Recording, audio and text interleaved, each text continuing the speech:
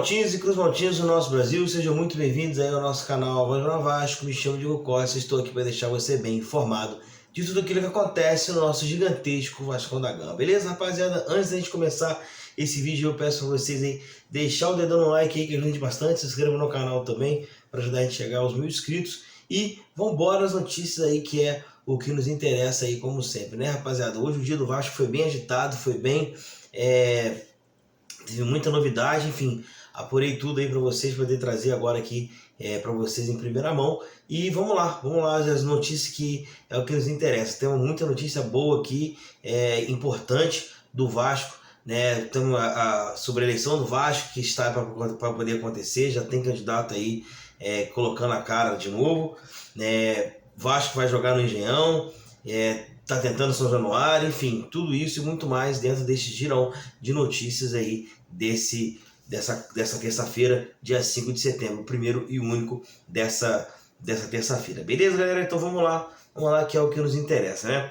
O Vasco já tem aí 6 candidatos à presidência do Vasco. A eleição pode ser marcada e vai ser marcada, né? Para o dia 12 ou 11, né?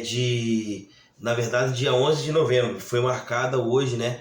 11 de novembro. O Vasco tem 6 candidatos aí para poder disputar essas eleições. Vamos torcer para que essa eleição seja um pouco mais tranquila. A gente tem um histórico aí de eleições aí que não são muito bacanas dentro do Vasco.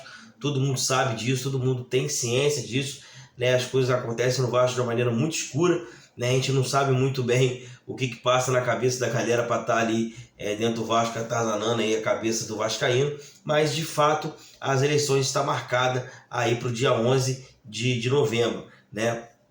E o Vasco tem aí os seguintes candidatos: Edu Cassiano, né? Ele já até veio aqui no canal, é um cara muito do bem, muito sério, né? Que vem concorrendo aí para poder trazer um ar novo para o Vasco, né? O Euriquinho, que todo mundo conhece por conta do pai dele, do Eurico Miranda, é um cara que conhece bem os bastidores do Vasco, enfim, se é metido em muita polêmica, mas também está vindo a candidato.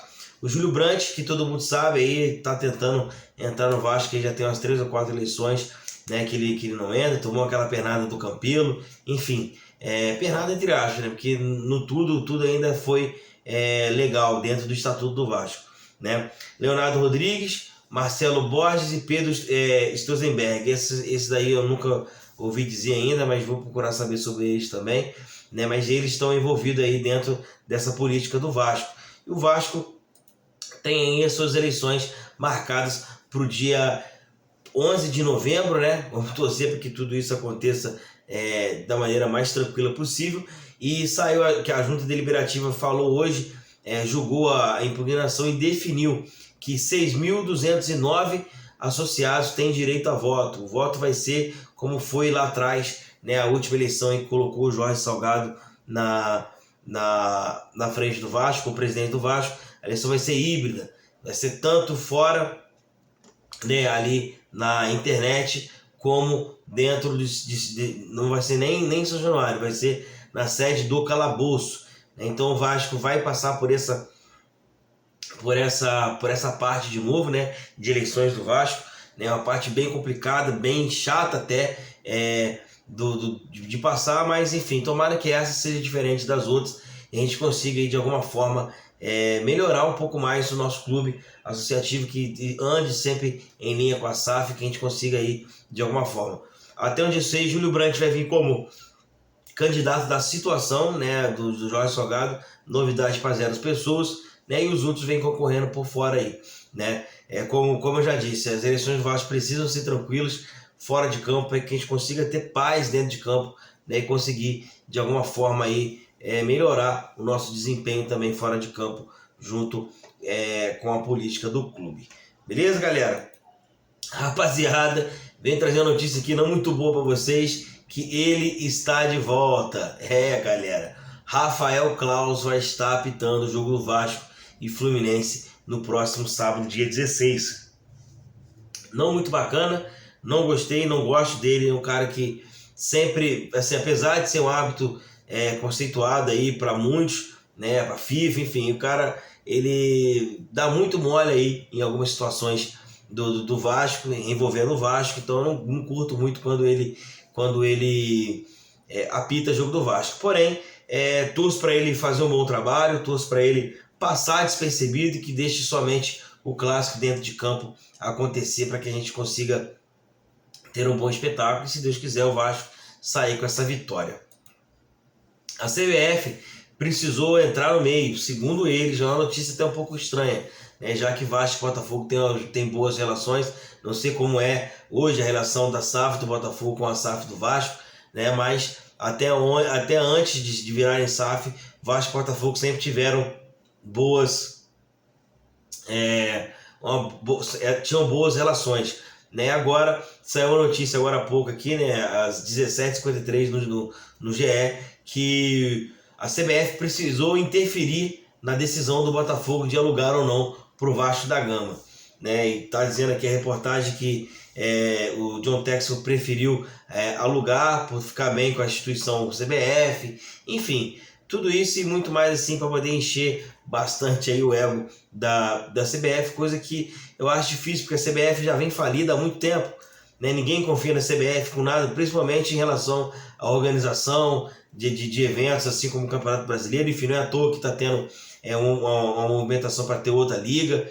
Enfim, é uma notícia um pouco estranha, né? Mas está aqui, a gente tem que dar a notícia, né? Então é isso. Eu não acho que seja de total verdade. Acho que a CBF, como detentora dos direitos do Campeonato Brasileiro, ela sim teve ali a sua participação na conversa, mas não acho que ela foi definitiva para poder entrar e falar que o Vasco precisava usar ali de qualquer forma, né? Eu acho que houve uma conversa entre Vasco e Botafogo ali, e para poder conversar e chegar a um acordo, até porque o Vasco lançou ali uma nota que eu vou estar lembrando para vocês daqui a pouco. Mas o fato é que a CBF, segundo ela, né, entrou ali para poder ajudar de alguma forma o Vasco a ter esses direitos de transmissão, de jogar no Engenhão, já que o Maracanã está sendo reformado, né? O gramado está sendo reformado, São Januário continua interditado por pessoas que não conhecem futebol,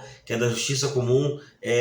Não dá para entender o que os caras estão fazendo com o Vasco, mas enfim, o fato é que a CBF entrou no meio ali, entre aspas, né? Não acredito que foi determinante, porque a CBF já vem falida há muito tempo, de credibilidade, né? Não de grana ela tem, né? Digo de credibilidade mesmo, de poder de alguma forma ajudar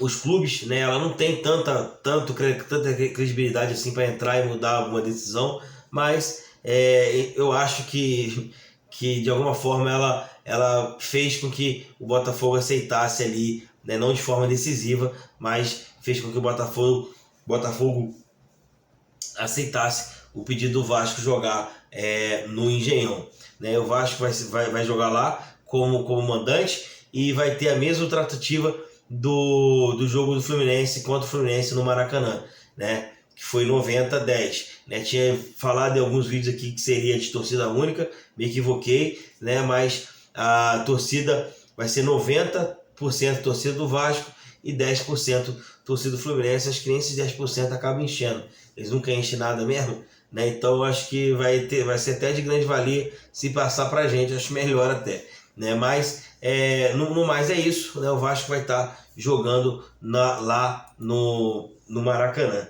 No Maracanã não, lá no Engenhão. E com isso o Vasco soltou uma nota, que eu vou estar lendo para vocês agora há pouco aqui, até interessante, né? O Vasco até deu uma cutucadinha ali no Fluminense com o Flamengo, né? Por conta do Maracanã, eu vou estar lendo para vocês essa nota agora aqui. Considerando que o Maracanã encontra-se fechado e São Januário segue interditado por decisão judicial, impedido de receber partidas com público, o Vasco da Gama informa que o clássico contra o Fluminense será realizado no Newton Santos. A partida válida pela 23ª rodada do Campeonato Brasileiro acontecerá no próximo dia 16 de setembro, às 16 horas, e terá a mesma configuração do primeiro turno. 90% dos ingressos serão destinados ao clube mandante, no caso o Vasco, e 10% aos torcedores do Fluminense, que é bem minoria em qualquer estádio do mundo que você for, é minoria a torcida do Fluminense. Importante destacar que o prazo limite estabelecido pela CBF para mudança de partida para outro estado já havia se esgotado desde o mês passado. E hoje é o prazo final para a mudança de estádio dentro do estado do Rio de Janeiro. Mais uma vez, o Vasco da Gama reafirma que segue lutando pela liberação de São Januário, que presenciou uma manifestação histórica da torcida vascaína na noite do último domingo, dia 3/9 de 2023. Confiamos na justiça, eu particularmente não confio tanto assim, mas vamos lá. Confiamos na justiça e no Ministério Público, que temos a confiança que essa questão que tem trazido prejuízos incalculáveis para o clube e para a Barreira do Vasco será resolvida em breve. O Vasco da Gama agradece ao Botafogo a cessão do Nilton Santos. Então essa foi a nota do Vasco, que soltou agora há pouco aí, né, para que o Vasco jogue lá no Nilton Santos, né? Espero que isso resolva logo e o Vasco possa voltar para casa. É o que eu espero aí, de coração mesmo, que a gente consiga voltar a mandar os jogos dentro da nossa casa com a nossa torcida, né? No qual a gente já está acostumado, já está ambientado aí, né? E com isso o Vasco protocolou um recurso no STJ para liberar São Januário. Essa matéria, ela foi, eu peguei ela agora há pouco aqui no Globo, né? Na coluna esportiva do Globo, que ela diz o seguinte: o Vasco protocolou nesta terça-feira um recurso superior Tribunal de Justiça, no STJ, para tentar derrubar a decisão que mantém os portões de São Januário fechados aos torcedores. O clube não manda jogo com torcida no estádio desde o dia 22 de junho, quando aconteceu a confusão após a partida contra o Goiás pelo Campeonato Brasileiro. A Justiça do Rio de Janeiro chegou a fechar o estádio, mas o clube conseguiu pelo menos que os jogos acontecessem com os portões fechados. Em grau de recurso, ainda na Justiça Fluminense, o Vasco conseguiu reverter a decisão.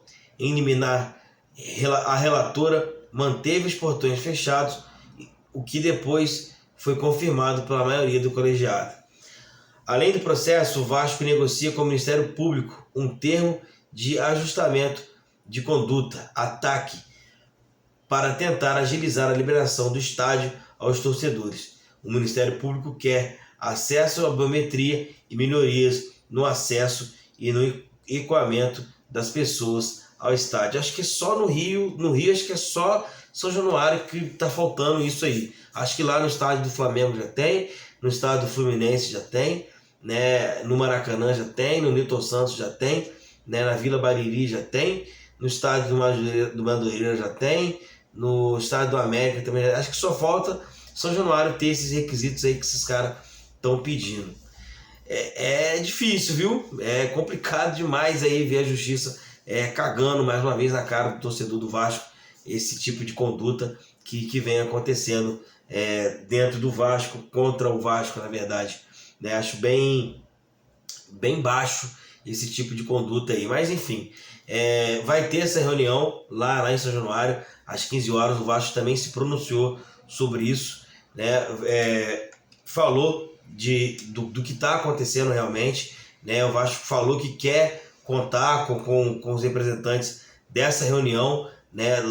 Que vai acontecer lá em São Januário amanhã às 15 horas, para poder tentar de alguma forma liberar São Januário quanto antes, para os torcedores conseguirem ir ao estádio e ver o nosso time dentro da nossa casa, que é o que a gente espera o quanto antes. Beleza, galera? Vou ficando por aqui. Peço para vocês deixar aquele likezão aí que me ajuda bastante. Se inscreva no canal também para ajudar a gente a chegar no 1000 inscritos. E amanhã eu volto com mais notícias do nosso gigantesco Vascão da Gama. Beleza, rapaziada? Um abraço a todos aí. Valeu!